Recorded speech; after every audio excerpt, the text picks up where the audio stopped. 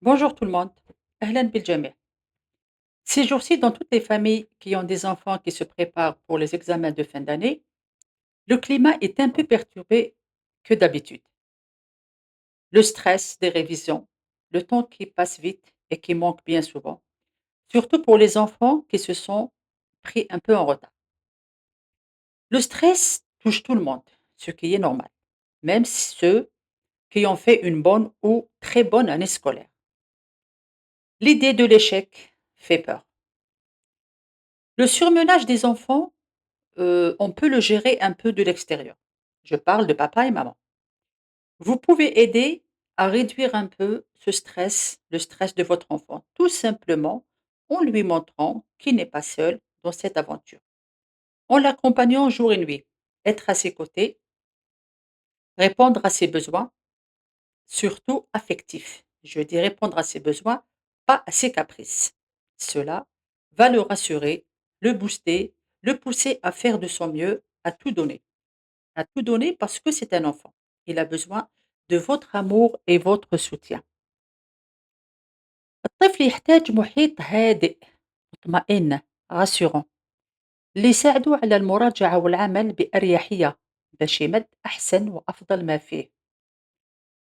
لكن هذا المحيط شكون يديروا ولا شكون يصنعوا؟ الأب والأم.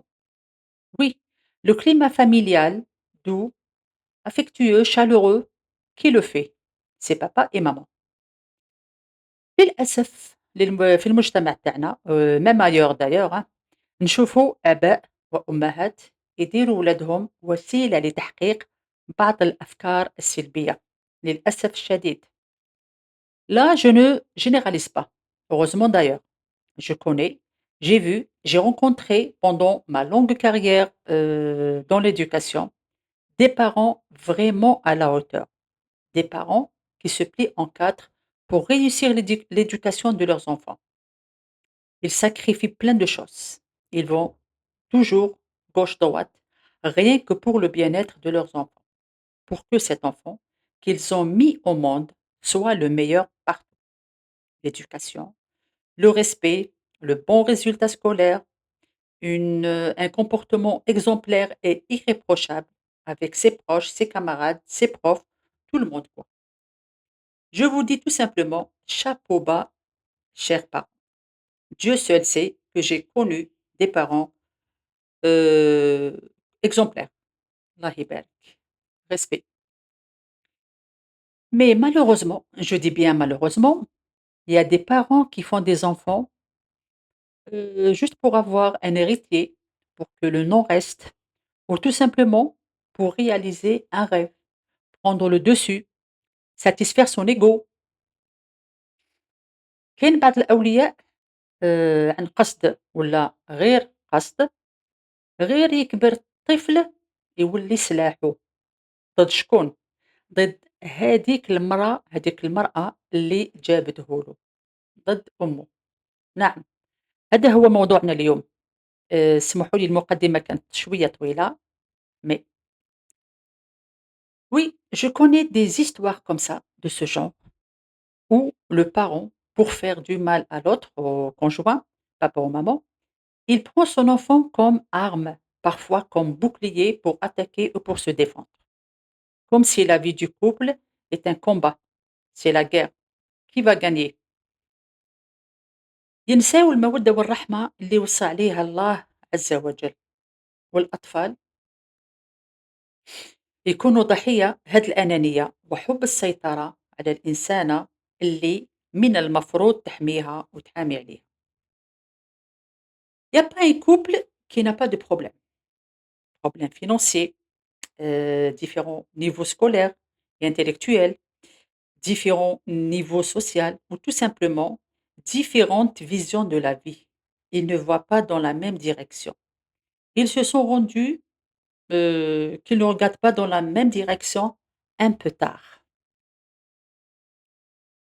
Oui, vous allez me dire, c'est la vie. C'est vrai, c'est la vie. Mais une personne intelligente réfléchit à tout ça avant l'engagement. Sinon, une fois qu'on a fait des enfants, on s'oublie un peu. La priorité, C'est pour ce petit bout de chou qu'on a fait, tant qu'on vit sous le même toit. Pour que cet enfant soit heureux, épanoui, correct et bien équilibré dans sa tête, laissez-lui son innocence, son ignorance. Ne lui bourrez pas la tête avec vos problèmes d'adulte. Ce sont vos problèmes à vous. Vous l'avez fait, il n'a rien demandé. Donc, donnez-lui haqqo, ses droits. Comme on dit, donnez-lui ses droits, qui sont une vie calme et sereine, une bonne éducation et un équilibre moral, le droit à l'amour et l'affection et surtout la protection. Vous avez un souci, un conflit à résoudre, faites-le à huis clos, juste entre vous, maman et papa. Faites une séance de travail, travaillez sur vous-même, communiquez entre vous, avec le conjoint, avec l'autre. Dites-lui le fond de vos pensées. Mettez un miroir devant lui pour qu'il puisse voir ses défauts et bien sûr ses qualités aussi, hein. Confrontez-vous à lui, adulte à adulte. Essayez de trouver les solutions ensemble.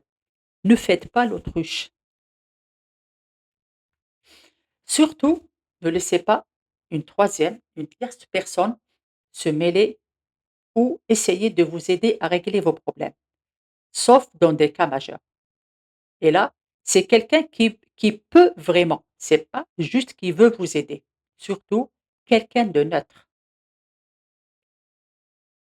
Ce qui est inadmissible, décevant et impardonnable, ce que je peux qualifier de comportement égoïste, c'est quand on prend l'enfant comme bouclier ou arme pour attaquer ou blesser la maman.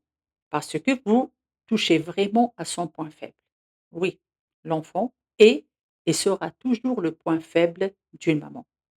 Elle se tait, elle s'efface, elle se fait toute petite ou inexistante quand on touche à son enfant. Et là, le papa profite de la situation. Il va contre tout ce que la maman veut inculquer à son enfant. Exemple, elle le pousse à travailler, à réviser pour avoir un bon niveau, de bonnes notes à l'école.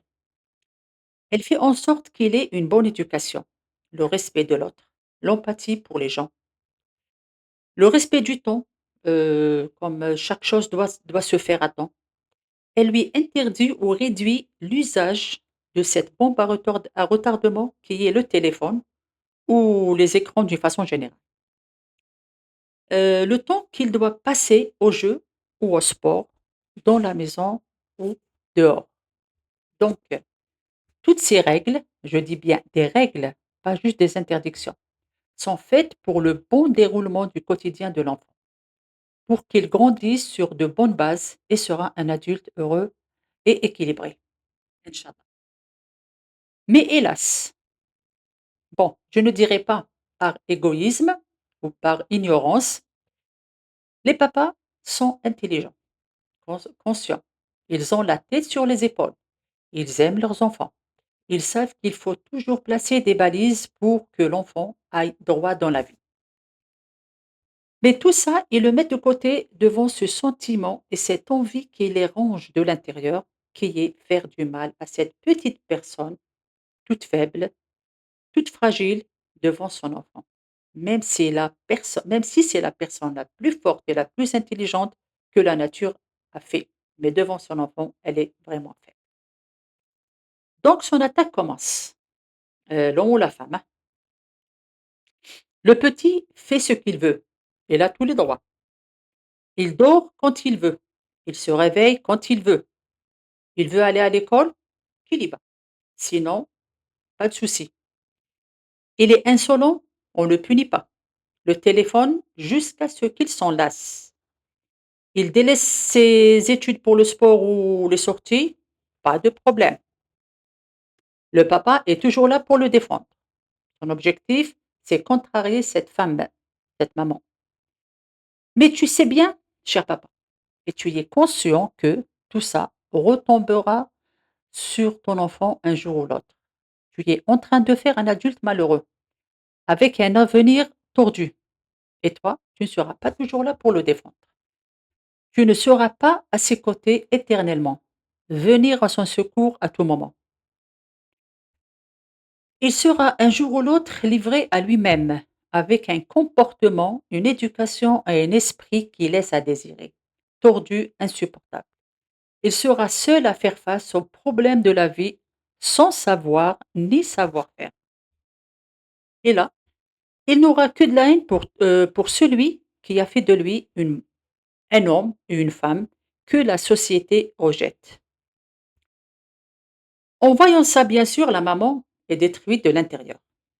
Sur ce point, je te dis bravo. Ton objectif est atteint.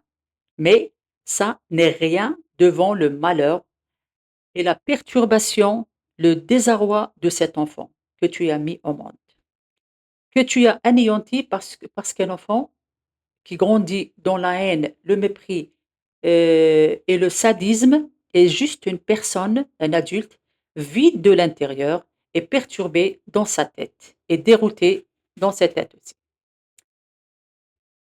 Là, je vous dis, c'est pas comme ça qu'on aime un enfant. C'est pas comme ça qu'on aime son enfant et c'est pas comme ça qu'on élève son enfant. Laissez-le de côté. Laissez vos conflits de côté et votre égoïsme aussi devant vos enfants. Ne les impliquez pas. Ne les impliquez pas. Ne leur montrez pas le côté sombre de votre vie de couple. Sur ce, je vous dis au revoir. Ila liqa, Inch'Allah.